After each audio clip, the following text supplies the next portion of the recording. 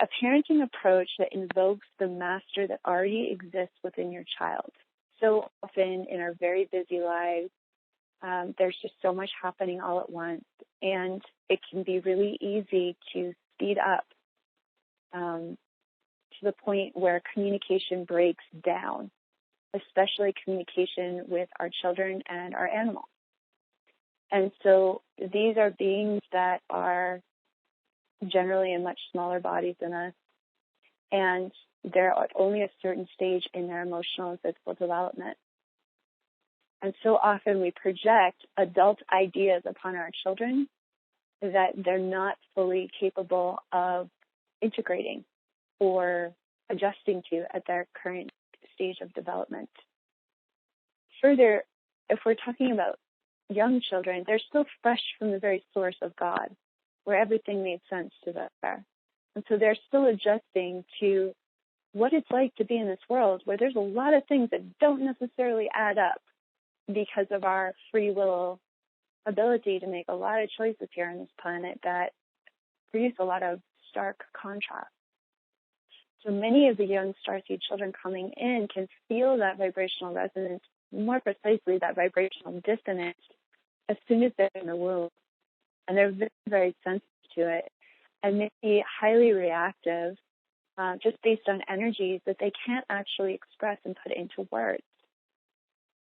So what ISIS is encouraged, it can mentor both mothers and fathers in, is a parenting approach that invites your children to share from the master within them that does actually know what they're feeling about, and encouraging them to communicate, wow, Mom, I just have this feeling that something is going on with my teacher at school, but I'm too afraid to talk about it, or I see this energy around this kid that I sit next to at school and it scares me, or yeah, I just saw Grandma in the bathroom telling me about something and I don't know how to process that, or I see angels in the garden and I wonder if you see them too. Asking really great questions and being available for the answers with more questions instead of overlaying your ideas or opinions over what they're seeing or saying, giving them enough space to present their reality exactly how it's functioning for them is a way that can deeply support them discovering the master within them, including the master that has the ability to do an inner processing and integrative work around their vibrational sensitivities.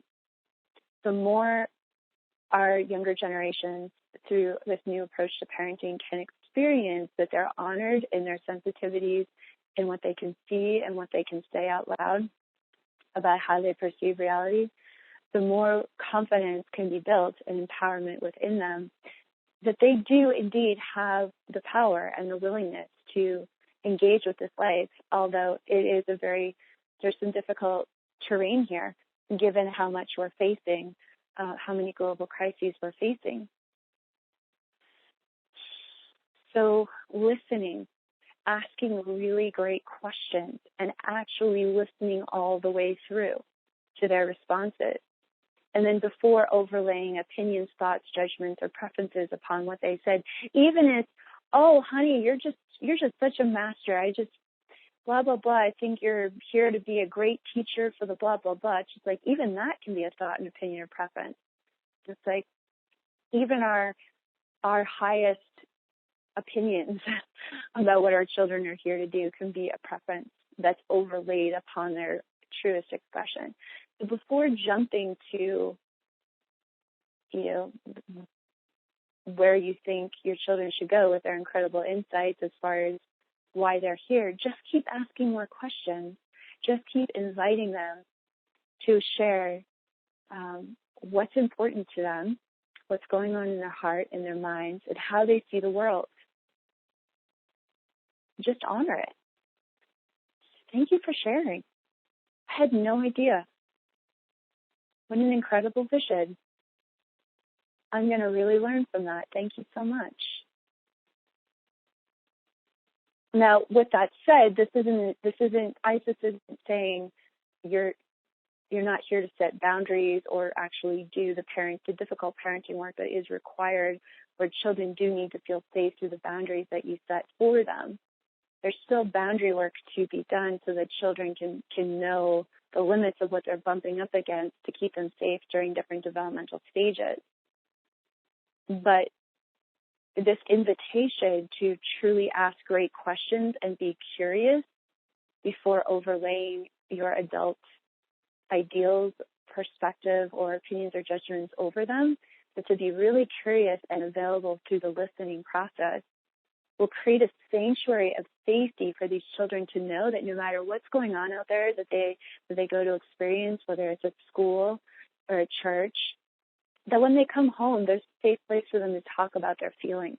There's a safe place for them to discuss what they're really seeing, whether it's what they're seeing in humans or what they're seeing in other realms or what they're seeing about the planet.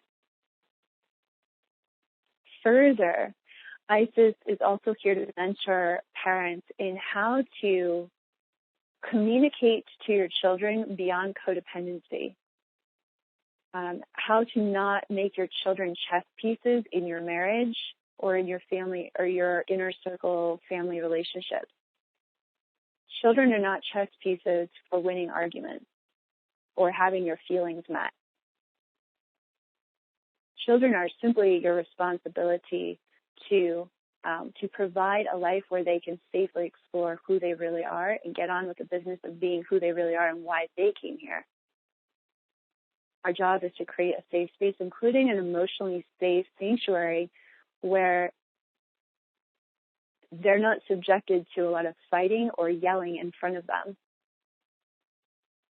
But there's clear boundaries made where if there's a disagreement that you're having with a spouse, that you clearly communicate, honey, daddy or mommy and I, we need to go have a conversation, but we're going to come back. And when we do, we're going to have a resolution.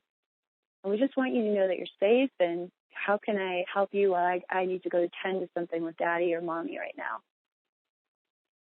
Clearly communicating those boundaries so that your children can witness what it means to be in a healthy relationship with others.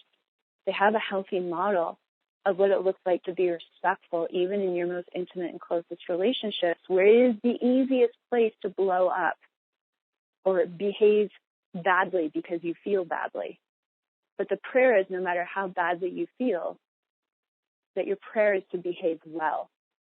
First of all, for your own peace of mind, but then also for your children. And showing them that no matter how you feel, you can still show up to the prayer behaving well. Not perfect, just kind. In kindness. ISIS is interested in all of these dynamics because ISIS is interested in how our relationships, how our divine feminine and divine masculine Christ embodiments serve all of life.